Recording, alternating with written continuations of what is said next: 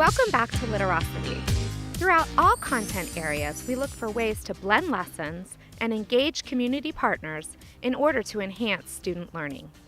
Recently, at the Museum of Fine Arts in St. Petersburg, we did just that. So we actually have three partners working together tonight. We have our Pinellas County Schools, we have the Museum of Fine Arts in St. Petersburg, and we have the Stavros Institute at the University of South Florida in Tampa. The Stavros Institute and Pinellas County Schools has worked closely together for decades. And the Museum of Fine Arts is a partnership that we've also had now for many years. So by putting this all together tonight, we've brought all three partnerships together to engage our teachers in understanding inquiry and how they can build inquiry skills with their students. Michelie and I kind of put together over a period of time. We've been looking at using museum artifacts as something to engage students in social studies. Because the instructional strategy that we're going to be using tonight involves the use of inquiry skills. Whistler and a friend of Monet. Look at that, when the doctor orders fresh air, we went to the coast of Normandy. So it's not like she was shipwrecked or anything, she actually went there. And allowing students to build their own questioning techniques for when they're looking at different kinds of artifacts or imagery or any kind of text, really. When was it found? How about where? So a trace-based case is you start with a trace of history, and then you trace it by introducing other sources. So we might start with an artifact, and then we put in a map, and we put in a timeline, and we put in, a quote and some writing and maybe some other photographs or images, and we end up tracing that item in terms of what its meaning was in history. An artifact, and then you see the write-up of the artifact.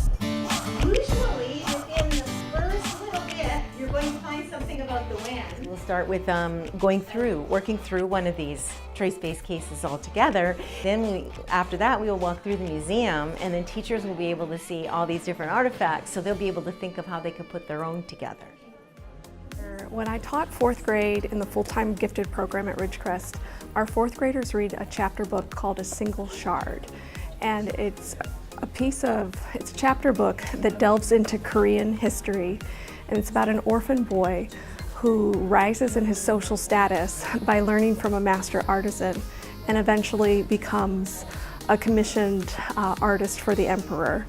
And it's all about a celadon vase that he's supposed to take to the emperor that he ends up breaking. It's called A Single Shard. In our culminating activity, we make little vases or little pieces of clay, the kids do, and then they glaze them green.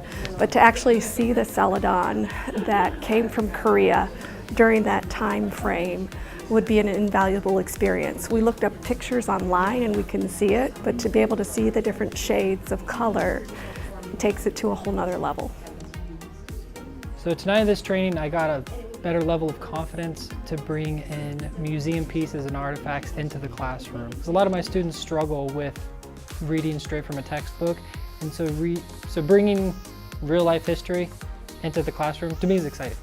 We're on India now, right before the midterms, and we're talking about Buddha. And so when I saw Buddha over there, it's a newer representation, a more modern representation of Siddhartha.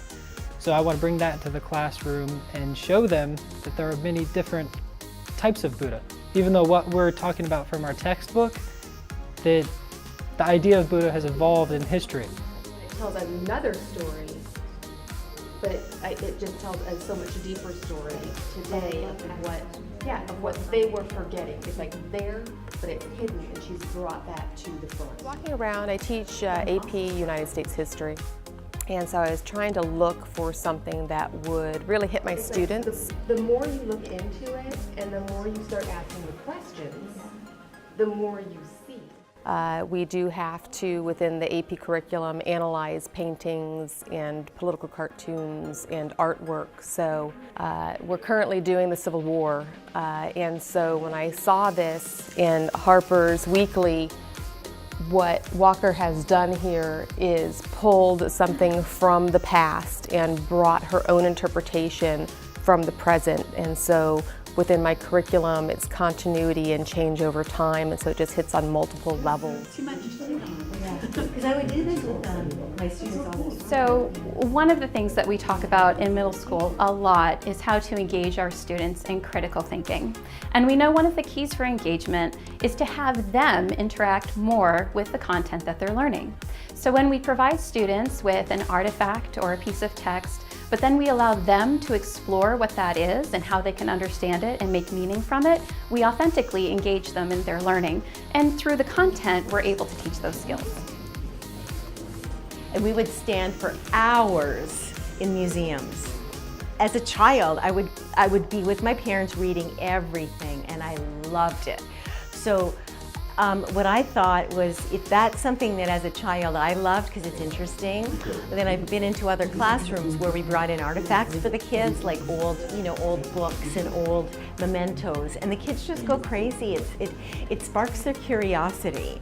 And we have kids who are struggling in school, or they're not happy in school, and so my idea is always about curiosity and getting those kids curious, because curiosity will cure the kids. And we look forward to more opportunities for innovative learning with community partners in the future.